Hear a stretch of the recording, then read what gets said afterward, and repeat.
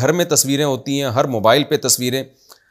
تو اس میں پھر یہ تخفیف ہے کہ اگر بہت عزت کے ساتھ کہیں دکان پہ دیوار پہ نہیں لگی ہوئی، ایسے پڑی ہوئی ہے نا میز پہ جیسے، اور ڈیجیٹل تصویر کی بات نہیں کر رہا میں، پرنٹ تصویر کی بات کر رہا ہوں، وہ اگر اس طرح پڑی ہوئی ہے تو اس سے احتراز کرنا بچنا بہت مشکل ہوتا ہے، کس کس چیز کو آپ ڈھانپیں گے، کتنا ڈھانپیں گے، تو اس لیے پھر اس میں شرعاً مجبوری ہے انسان ایسے ہی نماز پڑھ لے۔ ہاں اگر تصویر کہیں لگی ہوئی ہے باقاعدہ عزت کے ساتھ، جو ہوتا ہے نا پراپر، جو اپنے پیر و مرشد کی تصویریں لگائی ہوئی ہوتی ہیں دیواروں پہ،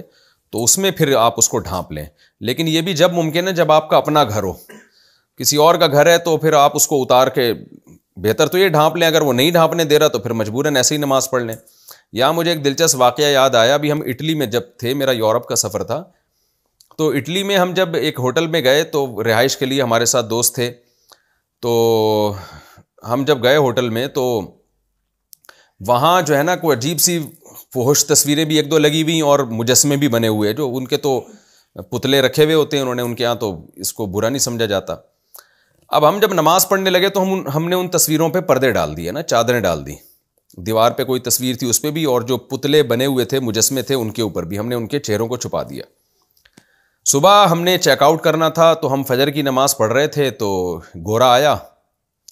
جو بھی اونر تھا، دروازہ نوک کیا، ہم نے سلام پھیر کے دروازہ کھولا، وہ آیا، اس کی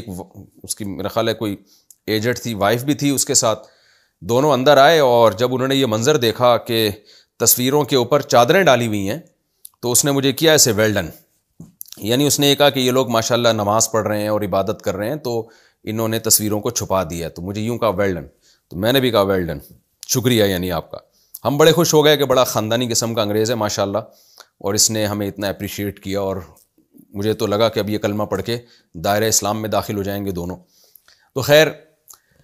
تھوڑی دیر میں مجھے آواز آئی بحث مباحثے کی،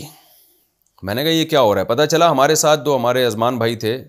جو ہم سفر تھے، وہ گورا کہہ رہا ہے پیسے دو۔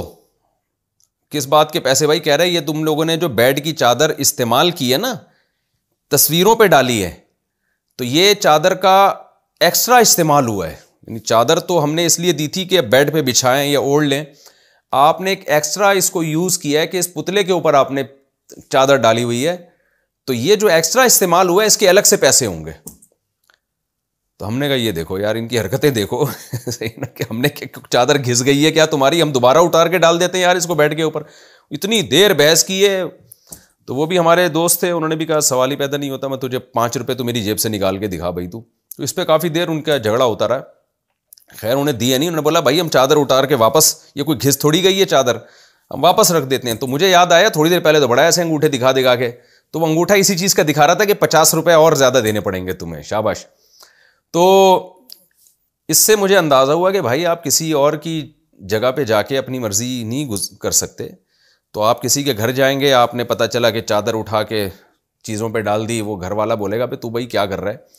تو اب جہاں ابتلا زیادہ ہو، تصویروں سے بچنا ممکن نہ ہو، تو پھر وہاں پر نماز پڑھ لی جائے، اللہ تعالیٰ قبول کرنے والے ہیں، لیکن جہاں بچنا ممکن ہو،